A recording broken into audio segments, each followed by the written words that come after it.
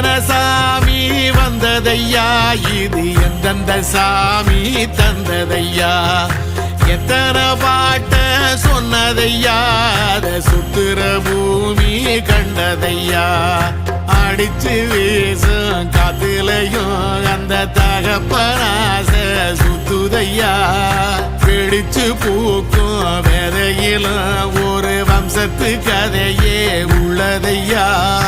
100 தலைமுறை சேர்ந்து செதுக்குன ஈர நலம் இது பாறையா,